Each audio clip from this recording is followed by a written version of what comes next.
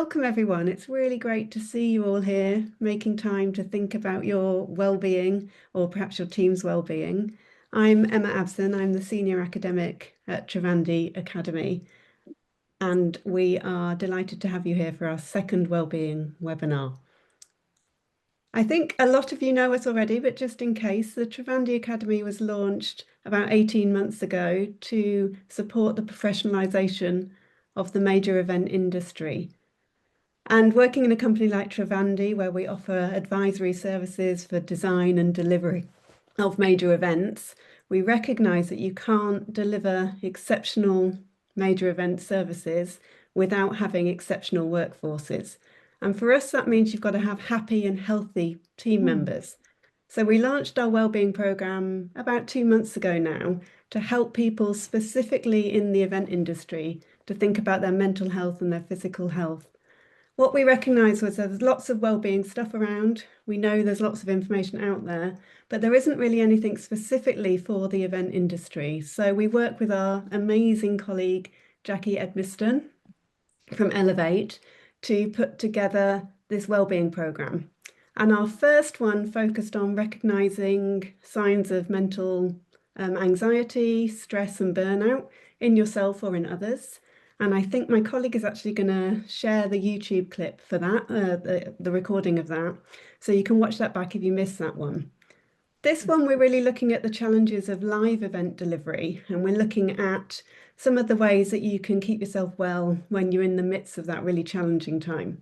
And then we have one more free webinar coming up, which will look at organisational resilience and team resilience and individual resilience as well. So that's really exciting, and we'll share more details on that shortly. But for now, I'm going to pass you over to Jackie, and she'll take you away. I really recommend having your notepad open. There's loads of hints and tips in it, and I think it's going to be a really good session. So Jackie, over to you. Yeah, thanks, Emma, and thanks to the whole Trivandi team. Who it's a big team effort behind the scenes to put these together. So thank you for the collaboration that we've been able to achieve here.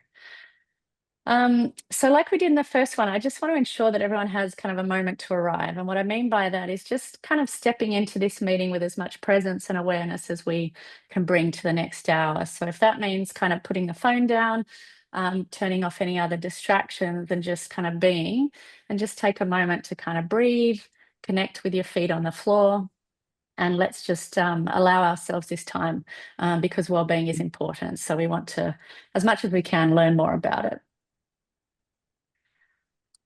So the focus of today, so this is quite different to the first one. If you did attend the first webinar, it was a bit more kind of philosophical in terms of, what stress is and how our thoughts contribute to it.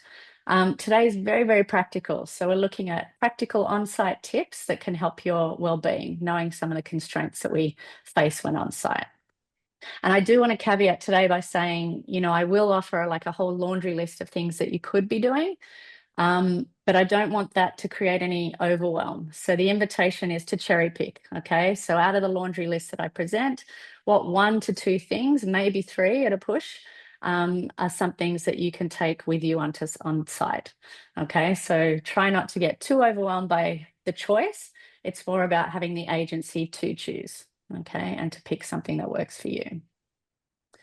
So something we did in webinar 1 is we looked at a Mentimeter and we looked at, asking the question, when it comes to personal wellbeing, what do you struggle with most while working on an event? And so this is where kind of the answers fell. And so we had eating well and staying hydrated was seen as the greatest challenge, along with lack of sleep, mental and physical rest, time optimization, burnout and energy management, work-life balance, and then some people had identified some kind of specific things that didn't fit into those primary buckets. So today what we're doing is really a bit of a response to those answers that you gave, and we're looking at highlighting 4 of these topic areas and covering those off so that you have more information. So the first one that was identified here, challenge 1, is around food and hydration. So skipping meals, eating on the go, and not remembering to drink are often common things we encounter on site. So one of the things we're looking at there is this idea of habit stacking, and this might be something that you've heard of before.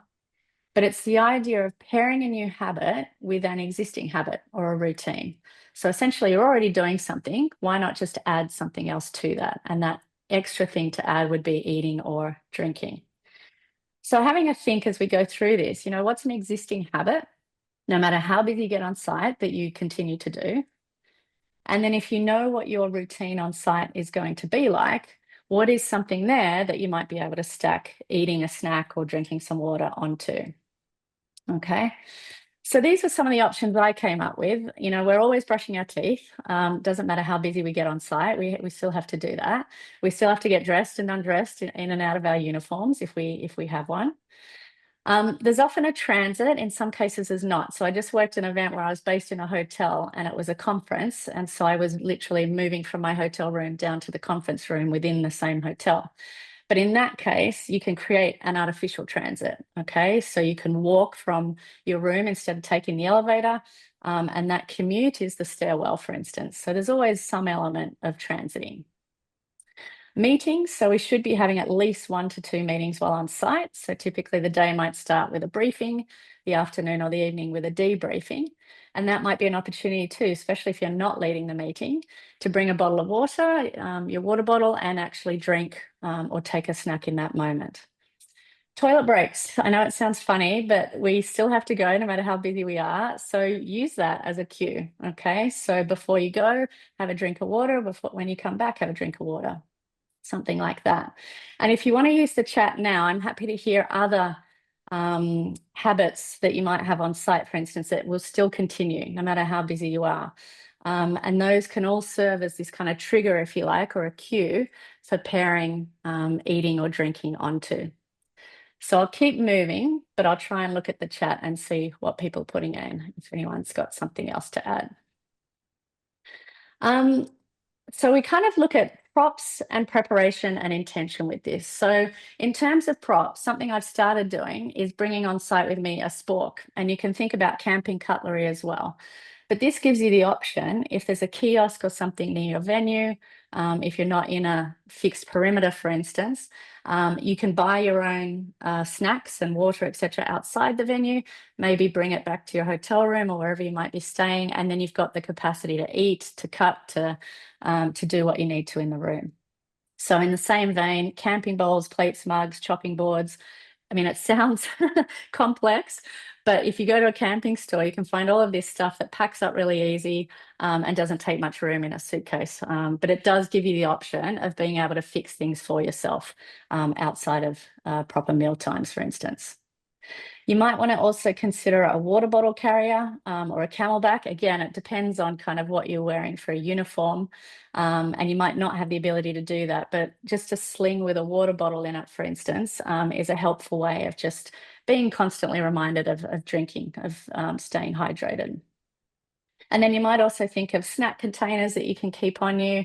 If the uniform doesn't include a bum bag or similar, then do you have one, or do you have like a small satchel, for instance, that you can hang around yourself and just carrying things with you? If that's a possibility, not all events will allow you to do that. So think of some props that might help you to make that happen. And then think of preparation. What do you know about where you might be staying? Can you purchase fruits and snacks nearby? That might be something that's open to you. It might not be in some cases. Do you need to bring things in? So it's always good to have like small bags of, dried fruit, for instance, nuts. All of those make really healthy and easy snacks. One thing I would also recommend though is, are nuts okay at your venue? So a lot of venues are, but if you're working in an event that happens to be in an educational institution or a school, they are often nut-free zones. So just be aware of some of that before you head onto site. The other thing I also recommend is trying protein bars in advance. In my experience, they're not all the same, and some won't sit as well as others. So it's best to try these in advance so you get an understanding of what works for you. And then I always like to kind of pair these acts, if you like, with an intention, because if we're clear on why well-being is important to us and what we're looking to achieve, we're more likely to trigger the right actions that support that intention. So I choose to commit to healthy food and beverage choices. And you can almost have this running as a bit of a mantra whenever you have the choice in front of you, and just making sure that you try to go with the healthier options. So challenge 2, lack of sleep. And we're curious to hear your input on this. So this is where we'll have a quick breakout room. How do you manage a lack of sleep on site typically? Okay, so we'll look to just have groups of 4 and we'll meet for about 4 minutes. So very quickly, what are your techniques and tips for managing sleep? Yeah, well, let's continue on. And it was interesting to hear some of the thoughts that were coming through. A couple of things I heard was the use of power naps actually during the day. Yoga, some certain yoga poses to help relax us. And something I heard in another room was that obviously the time limit is quite difficult if we're only getting a couple hours of sleep a night. So we're going to talk about that actually. And this is how I looked after coming back from Seoul just recently, I think, slumped across the suitcase. So I think we've all been there with events, is knowing the lack of sleep and the impact it can have on us. So talking now about sleep hygiene, because one of the things with events is we can't control the amount of sleep we get often. So the quantity is not something we can generally influence. But sleep hygiene is a way we can influence the quality, okay? So we can look to have a better night's sleep, even if we are only getting a couple of hours. So sleep hygiene is all about practices that we can do both during the day and just before sleep that are conducive to a better sleep pattern in the evening. So things like impacting our sleep routine while we're on site, and also looking at our environment and what control we have over that as well. So the first one there as we'll look at is sleep routine.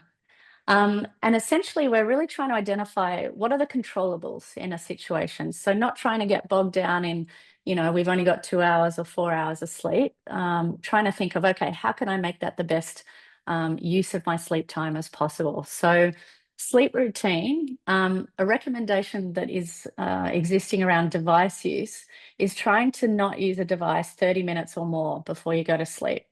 And again, this may not be possible when you're on site, and certainly role dependent to some degree. But if there's any chance you can, is trying to wind down your use of device about 30 minutes or more before you go to sleep. Food and beverage intake just prior we go to sleep. So we have more direct control over that potentially. So one of the things we recommend is not eating kind of heavy meals that are rich or particularly fatty before you go to sleep, because that may impact the digestive process and therefore impact your sleep. Also, beverages. So caffeine in particular is problematic, as some of you will already know. So the recommendation is 4 hours before sleep, which I understand is quite a long window for people who might like their coffee. But if you can limit it 4 hours before sleep, that will help. And then, of course, alcohol is sometimes useful to get off to sleep. But the thing with alcohol is it doesn't really keep you there. And it's certainly a sleep disruptor. So while it might help you to nod off, it won't sustain a good night's sleep. The other thing you can think of is a wind down routine. And even so, for instance, the event I just did in Seoul, I was on about 4 hours of sleep a night, and I still did a wind down routine. Why? Because it helps to signal to the body and to the mind that you're switching gears, that you want the body to rest. Okay. So even if it looks like 5 or 10 minutes and it's an activity that kind of lets you move into sleep, it's still a nice signal to the body to kind of let the day go, and now's the time to sleep. So it might look different for different people, but just thinking about that routine can be helpful. And then the last one, our problem resolution. So if we have issues that are kind of running through our heads, as they often are during events, if they remain unresolved before we go to sleep, that's typically what might keep us awake at night or wake us up in our sleep. So the more we can release that before we go to bed, and releasing by way of journaling or writing it down, the more we can kind of, again, signal to the mind, it's time to rest, we'll deal with that tomorrow. Okay, so that can be helpful to add to your sleep routine. And then the other thing to look at is environment. Okay, and this you might have less control over because you don't necessarily have a say in where you're staying or what kind of room you have. So things like noise, if you are sensitive noise, consider bringing earplugs with you. Darkness, if you like kind of a room that's quite blacked out and that is better for sleep, then maybe consider an eye mask. Things like the comfort of the bed or the pillows. If you happen to be based in a hotel, then you've probably got a little more agency over that than elsewhere. Okay, they often offer different pillow types now. You can experiment. Temperature, again, not always in your control, but try and kind of get that mastered before you go to sleep. And then device proximity. So again, with devices, the idea is if you can, have it charged in a separate room. And you might not have control over that, but if it is something you can control, then you might want to consider that as well. So planning in advance. So think about props again, what works for you. So this is a long list. And as I said, this is not about taking everything that's on this list. It's about what resonates for you. And making that work. So earplugs, eye mask, there are really small white noise machines now that you can take with you if that's something that would help. Yoga mat, I travel everywhere to events now with a yoga mat and just do some light stretching before I go to bed. Meditation, breath work apps, there's plenty of those. Sleep, so if music is really soothing to you and helps you drift off, then you might want to come up with a sleep playlist that's a bit more low key. Aromatherapy oils. So for instance, lavender is very useful for sleep and for calming. And then some of you might be interested to try some magnesium supplements, herbal sleep remedies, but of course, consult a GP before doing anything like that. And I would recommend too, is making sure you try that in advance as well. Don't just experiment with that when you're on site. And then of course, a journal. So doing that brain dump activity before you go to bed is a really useful way of not ruminating on things as you sleep. So preparation. So try and research your room in advance. So the event that I just did, I knew what hotel I was staying in. I was able to check out what the rooms look like. I knew how much space I had and what was there. And that's really useful to know what I might need to bring to supplement. If you are in a hotel, for instance, you can speak to the hotel if you need to change anything, like pillows, get an extra blanket, that kind of thing. So take advantage of that and use your own agency to make sure that you're setting yourself up right. And then set yourself up when you get there. So try and, devote 15, 20 minutes if it's possible to just making sure that everything is there as best as it can be to help with your sleep in the evening. Okay. Not always possible, but try and set yourself up if you've got the time. And then just again, coupling all of this with intention. So committing to improving the quality of your sleep because it is possible to influence the quality of our sleep. So challenge number 3, we talked about lack of physical rest and exercise and lack of mental rest. So that is, of course, very challenging once we're on site. And the recommendation I have here is to do a self-check-in. And this can be something you kind of schedule. So you can set like timers on your phone or an alarm of sorts to just remind you during the day, okay, check in with myself. Because as we know, once we're kind of headlong into the event, we tend to run on adrenaline and what's called automatic pilot. And that means we're not really stepping back to take care of ourselves as we should be. So self-check-ins are a very conscious disruption to automatic pilot. We want to deliberately infuse a moment in the day where we're kind of mindfully checking in with ourselves. So I recommend 60 seconds, it can be 30 seconds, and doing it at regular intervals through the day. And they're just noticing cues like this. So noticing satiety cues, physical cues, respiration, and what your self-talk might be like in the moment, okay? So when I talk about satiety cues, it's looking at food and drink particularly. So we can all kind of just try it now, actually. It's just kind of mindfully checking in with yourself now. Are you feeling hungry? It is lunchtime. If some of you haven't eaten, maybe the stomach's rumbling, okay? And that's a cue that the body's looking for food. Are you feeling parched? And that's a signal that you might need to drink a glass of water or something. Okay, so just mindfully checking in, do I need to feed or water myself right now? Physical cues. So if you look to your body, you might want to do kind of a very quick body scan where you're thinking about your head, any headaches present, any tension in the neck, in the shoulder area, how are the arms, the torso, and then moving into the legs. Do you have sore legs or feet or anything like that? And again, this is just a little cue to kind of ask yourself, okay, where do I maybe feel a bit tense or sore?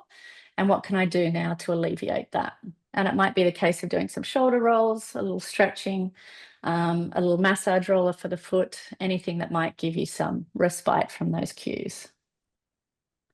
And then respiration. So having a think about, how am I breathing right now? Is my breathing a bit more rapid than usual, which might indicate a stress response? And knowing too that with our breath, we can kind of learn to manipulate it. Okay, so we can do a longer inhalation, and that provides us with energy. And if we're finding that we're quite stressed in the moment, we can do a longer exhalation. And this has a very calming effect on the body. So if you keep that in mind, you can kind of play with that when you're on site. And if you are particularly tired or fatigued, try maybe doing some of those longer inhalations, and that will bring you back to life a little bit. And then self-talk. Is there a question? Sorry. Nope. And then self-talk. So really kind of taking a moment to just reflect, what is my thinking pattern right now? Am I sitting here thinking, oh my gosh, I've got no time, I've got too many tasks, and, it's a very negative kind of thought cycle?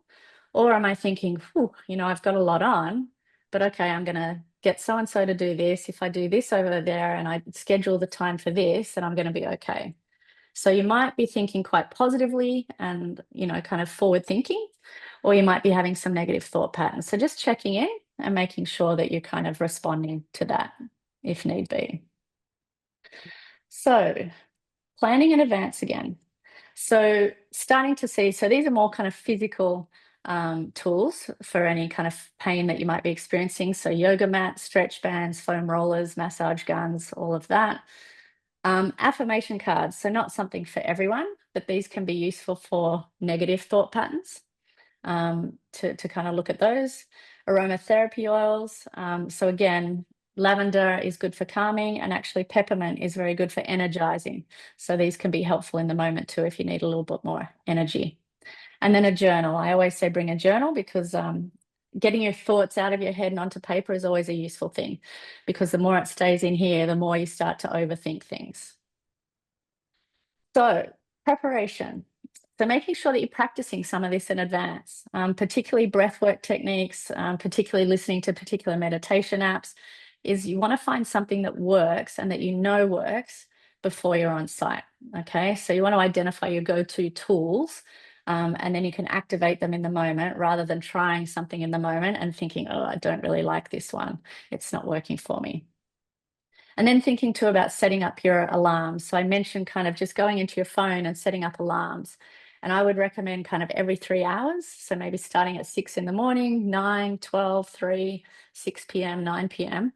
And just when that alarm goes off at the earliest opportunity, just taking that moment to check in with yourself. And setting the intention, I choose to respond to the wellbeing cues of my body and mind. So really just being attentive and being mindful of what you need. 7 types of rest. So I love this piece of research. This comes from Dr. Sandra Dalton-Smith in North America. And I believe there was an Instagram poll that kind of asked potential attendees today how many rest types there were. And I think the feedback was that there wasn't as many as 7. So people not understanding perhaps that there are several different options that you can choose. And some of these will be kind of readily understandable and kind of obvious to us. So the physical, the mental, the sensory are a bit more obvious. And some that are less obvious on the bottom line there: creative, emotional, social, and spiritual. So the physical comes about when we're experiencing physical pain. So if we are experiencing tension or physical aches, obviously the physical rest is the type of rest we're looking for. Mental is it's a good time to have rest when we're feeling overwhelmed, or we're feeling a bit mentally drained. Maybe there's too much going on, or we don't have the answers to everything. Okay, so that might be an example of mental rest, where we take short breaks, we do some journaling. Sensory is because I know on sites now there's so many different things that bleep and blurp at us all day long, right? So we might be responding to emails, to radios, to messaging apps, to phone calls, and everything in between. So sensory is really kind of closing the eyes, turning off the device, if we can, obviously role dependent for some, but just whenever we can is taking that break where possible. The less obvious one, so creative. So creative rest is often an indication of this is if we're having trouble solving problems. So if we kind of can't find a solution to something or we're feeling stuck, then it might be that we need some creative rest. And going out into nature is one of the best ways of achieving this. So if you can, just going outside for a 5-minute break, breathing in deeply, inhaling some fresh air, looking at the greenery, or a blue space if you have one. Okay, and then creative rest tends to help us with problem solving. Emotional rest. So if we're feeling that we're kind of a bit pent up, so if you can't fully express yourself, either because you're trying to be polite to a client, perhaps you're trying to work with difficult people, and if you feel like you can't fully express what you need to say, then that can be a sign of needing some emotional rest, okay? And the best way to find that is finding someone you can truly just be yourself with and to confide in, okay? And then that will help to get that off your chest. And then social rest. So if you're feeling a little bit isolated, and that might be somewhat post-dependent in an event. So if you're in a car park all day long, and you're feeling quite lonely and isolated out there, then it might be a case of, just finding some supportive people to hang out with, and getting some social respite there. And then spiritual. So thinking of this in very broad terms. So it's not just about, an attachment to a higher being. It can be something you find in meditation or simply community involvement. Okay. And so if we're not feeling a sense of belonging, it's just making sure that we're connecting to something where we do have a sense of belonging. And that might be outside of the event space if we call a friend, for instance. Okay, so that's the 7 types of rest. And having heard all of those, I think we've got a quick poll just to see from you what resonates the most.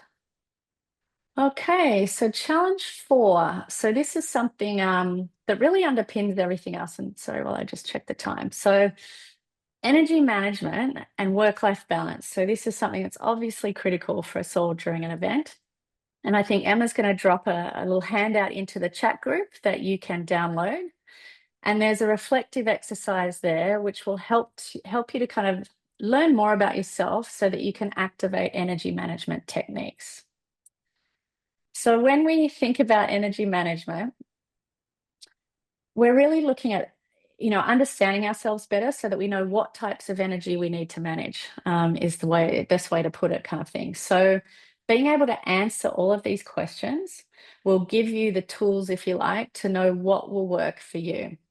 So am I an introvert or an extrovert? What tasks and people energize me? What tasks and people drain me? What are my pet peeves or stress triggers? What are my stress patterns? What helps to calm me down or relax me? And then who can I speak to on the outside? And so I'll explain all of these in a little more detail. So things you should really know about yourself. So personality-wise, are you an introvert or an extrovert? And there's not like a better response here. There's no difference. What the best response is knowing what you are and then honoring that aspect of your personality. So I think a lot of times on events, and I know I've certainly been in this position, is if you need to recharge privately and you're someone who likes to kind of be alone as a form of recharging, so you're an introvert, then it's really helpful at the end of your workday to kind of step away whenever you can and to kind of do that act of recharging. So typically introverts and extroverts will show up kind of the same way externally, but where you see the difference is how they recharge internally, okay? And if someone needs to step away, then it's just knowing that you should honor that as best as you can when you're on site. Values, really important to have a sense of your values, because when our values are compromised, that's often where our source of stress comes from.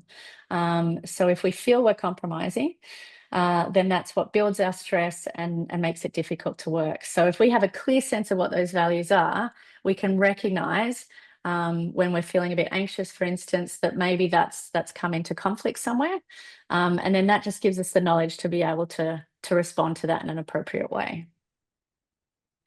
Knowing your strengths is also important, because ideally we want to be working with our strengths as much as possible.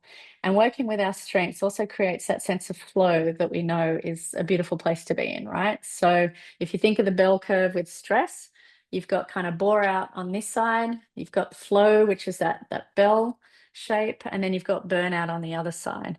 And the more we can use our strengths, the more we're in the center of that curve. And the more we're kind of using weaknesses, that adds to our stress and can create a bore out burnout situation as well. Okay, so just being aware of that and the impact it has on energy. Energizers and drainers. So I'll take these two together. So we don't have a lot of control on our tasks necessarily when we're on site. So there might be things that we do find quite draining.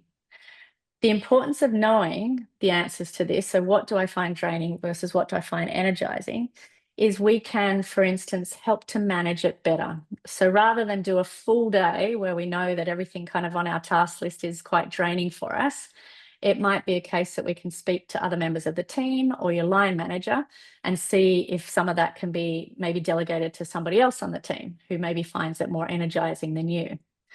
If that's not possible, just to know that, for instance, at the end of that day, just to know in advance, you're going to be probably feeling quite depleted. Okay. And so that's important to know what energizes you so that when you do feel that sense of depletion, you know how best to recharge. And the best way to recharge is to honor that introversion, extroversion, but also to find something that energizes you. So it's really about managing a balance, an energy equation. Okay. You want to make sure that your day is either more on the energy side or at least balanced. So you're not feeling drained throughout your day. And then stress reactions. So it's really helpful to know how your stress shows up, both from a personality standpoint, but also from a physical standpoint. So physically, some people experience tension headaches. Some people kind of feel it in the neck and shoulders. That's very common. Lower back is also common, okay? So those, or in the stomach, I should say too. So our gut often is where we reflect stress as well. So knowing what that pattern is for you can, again, just make it very clear when you start to experience that you know, you've got the awareness to know that, okay, this is kind of, the initiation of a stress pattern for me. So I need to know that I need to address that somehow. And then on a personality level, there are people that will handle stress very differently. Okay. So it's knowing how you show up in stress. So some people might withdraw and get quite very quiet and isolated. And then other people might get angry or frustrated and express that quite freely. So it's about knowing how your stress shows up, and then perhaps also sharing that with your team so that they can also recognize moments where perhaps stress is starting to show for you. And then you can start to activate some of your response plans. And calm. So it's good to know what calms you. So just like energizing, it's good to know what calms you down so that in moments of stress, again, you have a plan. What do I go to? And sharing that with your team again, so that they can also remind you, okay, this is what works for you. Have you thought about doing that right now? And then outsider. So this is something I like to do. I think in mega events particularly, this can be useful because what happens when we're on site often is that we really get in our own bubble, okay, to the exclusion of everything else. And that's great in the sense that it gives us kind of this hyper focus, if you like, that makes us do our job well. But the downside to that is we can lose perspective. And a loss of perspective can impact things like decision making and also our well-being, because we forget that there's other things in our life. So having kind of a phone a friend on the outside, and I like to have this person as someone completely unrelated to events, has no idea what I do on a daily basis. And you basically call them and you talk about completely random things that are unrelated to what you're doing and unrelated to the event world. And this is just a nice way of kind of staying grounded, checking in on yourself and just reminding yourself of that perspective that there's other things going on out there. So really important. So planning in advance. So looking at props, and again, you'll start to see now, I'm basically indicating anything relevant to what you've identified as helping calm you down. So again, you'll start to see repetition here, which is great because what it means is we're not packing a big suitcase of a lot of extra props to bring with us. We're taking a couple of key items and then we're repurposing it for different reasons, whether it be energy, whether it be sleep, and so forth. So again, just keeping things really manageable, not creating overwhelm, and just adopting a couple of things that might work. So yoga mats, meditation breathwork apps, aromatherapy oils, scented candle, journal, etc. Okay. Preparation. And this is where I suggest trying to complete the handout that we've provided in the chat. So have a think about, the answers to these questions, and more than just the answers, what is the implication to your well-being? How do you think you need to manage your energy in order to kind of stay true to what you know about yourself? That's the real key. And then the last one again is intention. So just making sure that, we choose to know ourselves better so that we can commit to healthy choices and respond effectively to my well-being needs. So one thing I recommend is building an on-site resilience kit. Okay. And so these are, what of everything we've spoken of today would you take with you? What resonated and what do you perhaps already use? So I always travel with a yoga mat. I always travel with oils. Excuse me. And then protein bars and things like a mindful coloring book. I find that very relaxing. Excuse me. So good segue into what would you pack in your on-site resilience kit?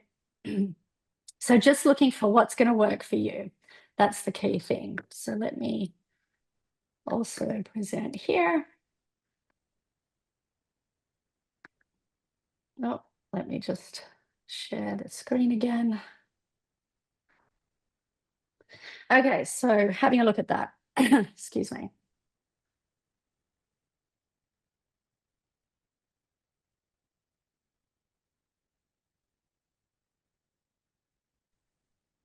Okay, so we've got eye mask. Anything else? Oh, crochet kit. Yeah, great. Lip balm, very helpful. Positive notes. Chocolate, yes, I have to confess that's one of mine as well. Earplugs, water bottle.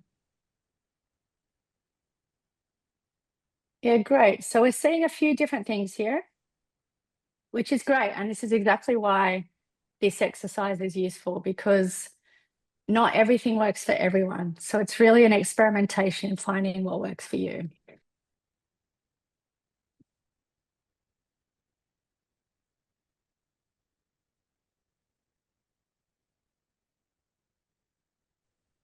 I love that someone's got dressing gown there. So interestingly, I sometimes also travel with, what would you call it? It's like a shower gel that I had from a holiday trip, actually. So where they provide it in the room, and it's just got an amazing scent to it. And there's quite a few sachets of that left. So I actually bring that as well with me sometimes, because it kind of, that memory association of the scent takes me back to being at the beach as well. So what else here? First aid kit, yes, very practical. Sage, nice. Herbal teas, good one. Yeah, comfortable shoes, easy to read book. Yeah, meditation app. Yeah, so it's great that, lots of different variety here. So that's awesome to see. Thank you for sharing, everyone. Oh, hang on a minute.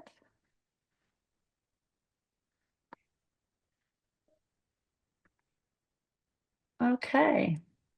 So as we wind up, I just want to kind of summarize a lot of what we said, because as I said from the start, huge laundry list of things I've provided you with. So really just not trying to focus on all of it, trying to really just take 1 to 2 things away, and that will make a difference. So looking at challenge 1. So we talked about this idea of habit stacking. So a way to remember to eat well, to stay hydrated, is to just pair eating and drinking with an existing habit, okay? So that's kind of an easy one to remember. Challenge 2, lack of sleep. So we talked about not being able to control the quantity, but definitely being able to impact quality. So improving our sleep hygiene, and looking specifically at controlling the controllables. Excuse me. So focusing on what you can control. Challenge 3, so looking at physical and mental rest. And this was the idea of self-check-ins. So just trying to adopt those through the day. And then making sure that you're responding to those cues. So not just noticing what's going on, actually responding as well. Excuse me for 1 second. And then challenge 4. So this I really see as kind of critical to the whole framework, and this idea of energy management. So building your self-awareness, it's so, so critical. And if you can complete the reflective exercise, then that's great. That will give you a great start in terms of how to best manage your energy. And knowing what works for you is absolutely critical. Not going with the general majority, but what you say works for you. So the other thing I want to leave you with is keeping it real, okay? Because we know what it's like on events. We know that the adrenaline kicks in. We know it's very hard to create these moments of mindful pause, if you like, where you can check in and really attend to yourself and what you need. So I want to leave you with this quote. So success is the sum of small efforts repeated day in and day out. And no matter what book you read, you will always see this idea of consistency and small efforts, okay? So just choosing 1 or 2 things, do them well, do them consistently, and you will find that there is an impact there, a positive impact. And clear intentions, just be really clear on the why. You know, if you want to stay well during an event and if you want to improve that recovery on the back end, then just get really clear about why that's important to you. And if you have that clear in your mind, it will inevitably drive the actions to ensure that that happens. Consistency is key, as I mentioned. Quality over quantity. So I'm someone that usually does 20 to 30 minutes of meditation a day. When I'm on site, I don't have that time always. So I try to look for 5 to 10 minutes, okay? And even that is still useful. It's all about the quality. And this is something just to reflect on. You know, some of you might be sitting there going, I don't have time to do this in my day. And things like those self-check-ins, it's really just 60 seconds, okay? Excuse me. So if you don't feel you have the time for that, it's not really time that's the issue. It's a perceived value or priority, okay? And that's fine if it's not a priority, but just know that if you want to be well, it does take a bit of time, and that's something you need to commit to. And then just plan and prepare for it, okay? So I kind of set this out in a way that, you know, you plan in advance, you can prepare, and then you come on site and you use that intention as your kind of driving motivator. So if you do go through those steps and you commit to the changes, and it does require a bit of change and a bit of effort, then you can see what's possible, you know? And basically I've been experimenting with this as I've gone since 22. And so I finesse what I take with me all the time, and I finesse my consistent efforts all the time. So this won't come to you immediately, but it is something you can build these great habits over time. And I trust me, you will start to see an impact when you're able to integrate some of this into your day. So we do have a little bit of time left. Excuse me, we've got about 9 minutes. So I'm really eager to hear from you. If you want to share anything in the chat, any tips that I haven't mentioned that have worked for you, or any advice that you've heard in your travels that you would like to share with the group. And you can also come off mute if you like and just use the microphone too.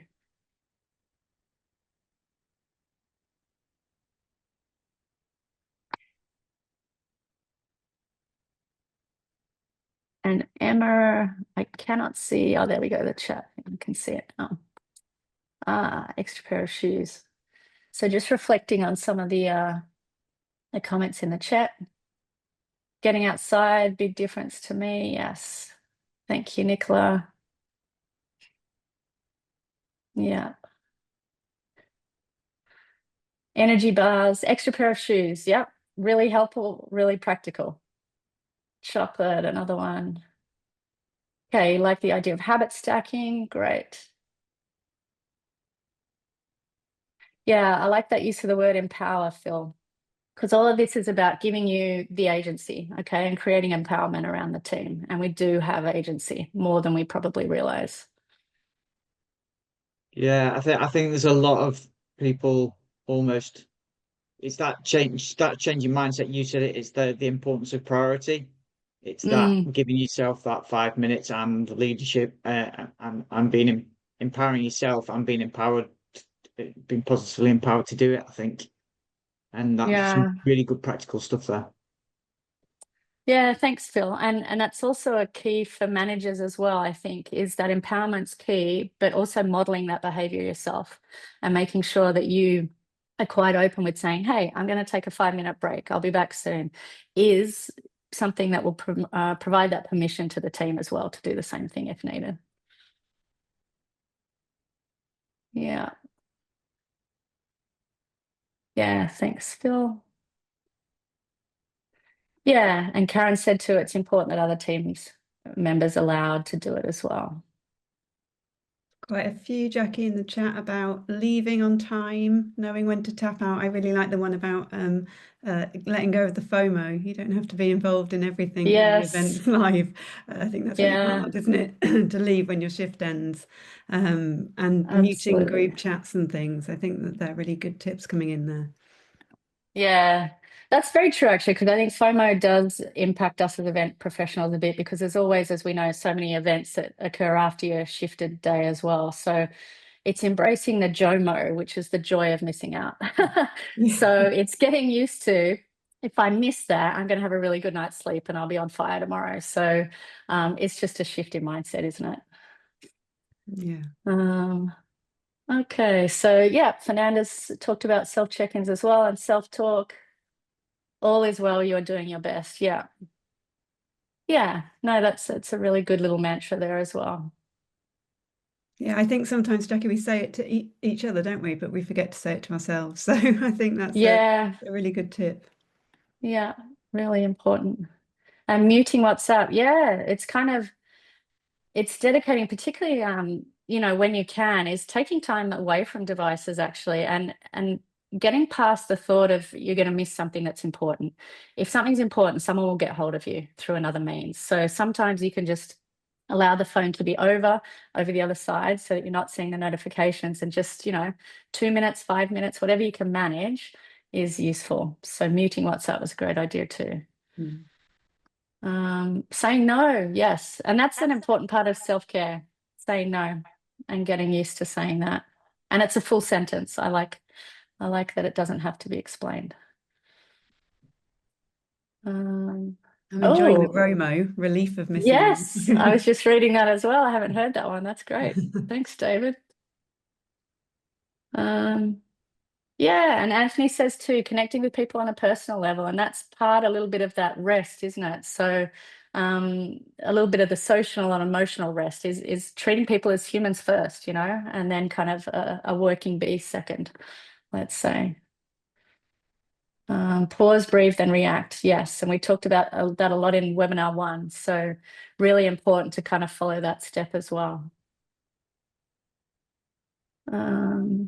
Yeah, and e-leader. So I usually give a heads up to friends and family pre-event to say I might not be as available as usual. Yes, and that's important to manage as well.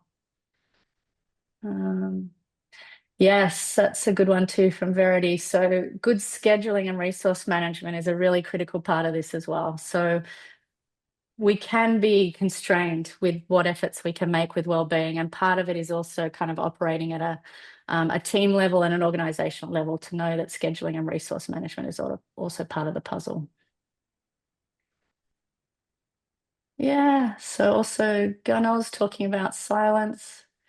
Yeah, so that's that sensory rest, isn't it? It's just allowing a little silence in the day too. And that's also really important because we do kind of, it's like jumping on a train, isn't it, at the start of your shift, and it just runs all day unless we consciously interrupt that.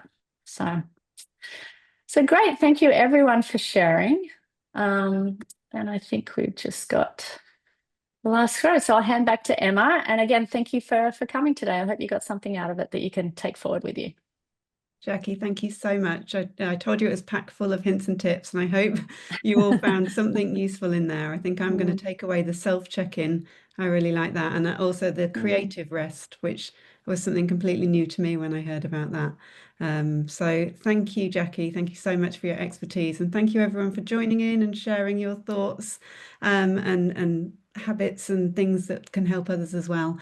We will release the recording, so please do share it with people. Please do send it on to your wider network. We want this to reach as many people as possible because we really truly believe it's really important that event professionals start to look after themselves and start to prioritize their health and well-being. There's a little QR code on the screen which you just need to scan with your phone, and just take 2 minutes just to give us some thoughts about the wellbeing webinars and whether we're on the right track and whether the information we're sharing with you is useful, so that we can do more of it. So take some time to do that for us so that we can keep offering these to you, please.